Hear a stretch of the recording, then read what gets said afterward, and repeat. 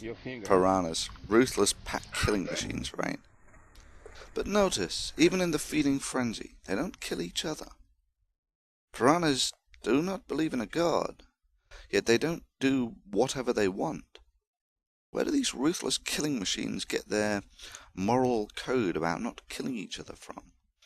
Well, let's listen to a creationist try to explain this, shall we? This is Ravi Zacharias, who deems himself mighty among Christian apologetics. Firstly, the preacher attempts to gain authority from recalling some anecdotal story of how he converted some skeptical heckler at some top university event. The psychology is simple. I bested an aggressively skeptical intellectual with this argument, so this is a good reason for you to accept it. This is a common ruse among preachers who gleefully bask with smug satisfaction as they recall their stories about how they wittily and roundly demolished these hapless straw-stuffed opponents. In the current context, the migration of the location of the events points to a completely fictitious account engineered to manipulate the audience. I remember years ago at the University of Nottingham, as I said to the student at Harvard, a student stood up and said to me, there's no such being as God because of all the evil that is around in the world. I said, can we talk on that for a few moments? He said, yes. I said, remain standing. I'll talk to you.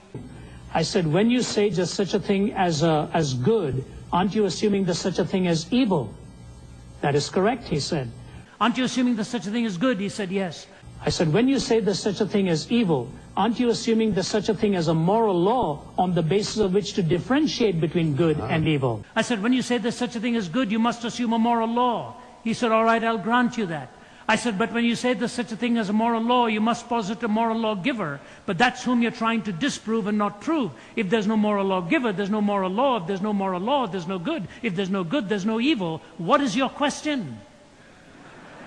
And I said, but if you posit such a thing as a moral law, you must posit a moral lawgiver, but that's whom you're trying to disprove, sir, and not prove. If there's no moral lawgiver, there's no moral law. If there's no moral law, there's no good. If there's no good, there's no evil. What is your question? And pause for the easily impressed audience. So that's how Zach sells his snake oil.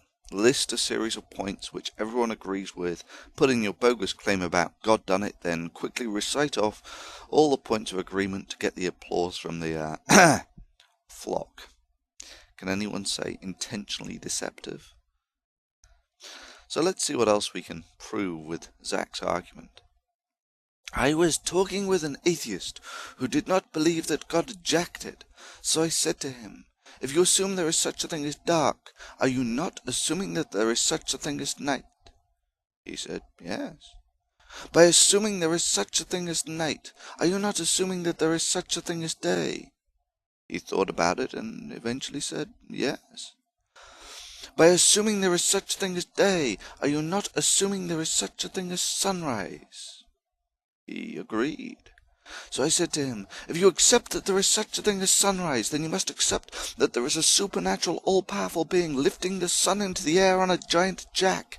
If God is not jacking it, there is no sunrise. If there is no sunrise, there is no light. If there is no light, there is no dark. Oh, what is your question?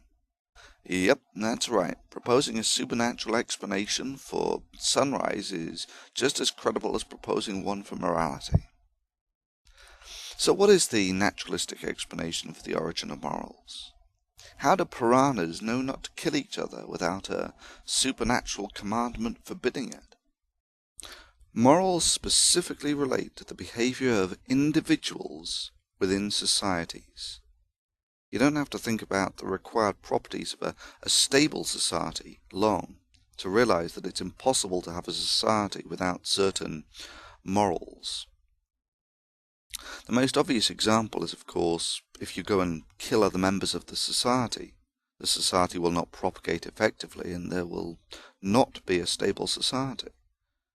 This is largely true whether it be wolves, apes, big cats, killer whales, piranhas or people. Trust is largely the same. For instance, wolves will pool caring for their cubs, but don't eat each other just because no one else is looking. So where is the moral lawgiver here, Zach? So basically, if you have a stable society, you have what may be described as some morals. The property is intrinsic, just like four corners is a property of a square. Good is usually used to describe behaviours that benefit society, and evil those that are detrimental to it. Usually evil involves putting personal gain over that of the society. So where do morals originate from? Well, depending on the environment, there can be a selective pressure that favours the survival of animals that cooperate. In such cases, only the animals that cooperate will survive. Cooperation is observed in many species, and in certain environments yields a significant advantage. So, evolution provides an acceptable naturalistic explanation for morality. So do we have any control over our morality? Is our morality mostly in our DNA or in our brains? Well, both. There is something that might be described as the biological leash. Some things you have lots of choice over, others virtually none. For instance, you have practically no control over the facial expressions used to convey emotion. They are hardwired, a point that is evident from the fact that even blind children, who have never seen a smile, smile when they are happy. All humans, all over the world, irrespective of what language they use the same facial expressions to convey emotion. So let's take another example of something that's fairly well biologically hardwired. For instance, the desire to protect babies is sufficiently strong that we feel the desire to protect almost anything with big eyes and a relatively large head-to-body ratio. This is generally true of all maternal mammals. Killing is an ambiguous one for the nastiest monkey on the mountain. In killing for food, humans are more akin to piranhas and have little to no problem in killing other animals for food. For our hunter-gatherer forefathers, eking out an existence on the edge of survival, killing one of your own clan would be really bad in that all societies require strong social bonding, as your own survival may depend on the individuals around you. We have a strong instinct not to kill people we know.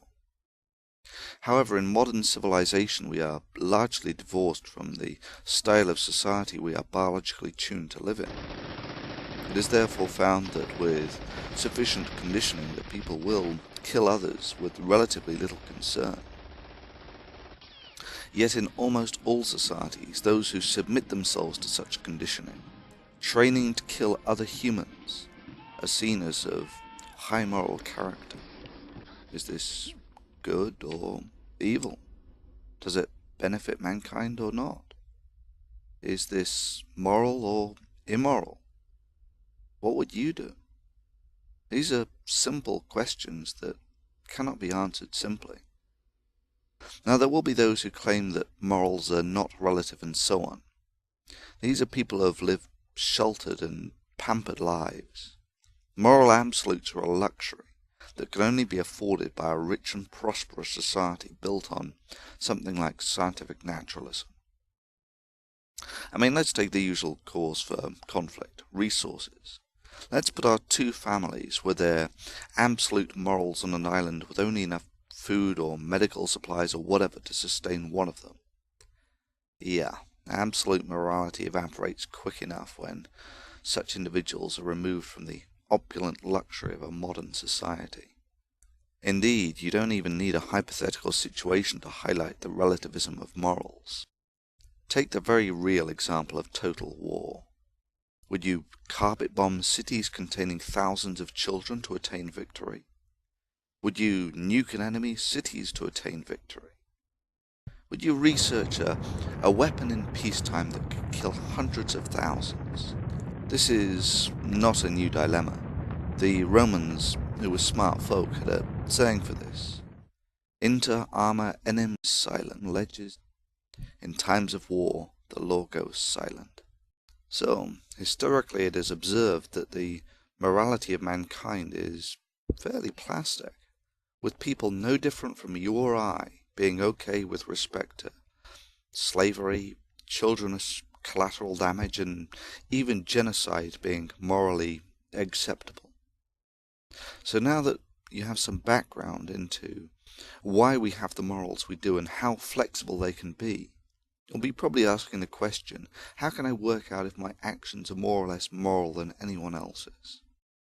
Well, for the individual, interacting locally, the golden rule of treat others as you would be treated is a simplistic start, although obviously the strategy is completely inept on the macroscopic level, as it's simply a recipe for being conquered.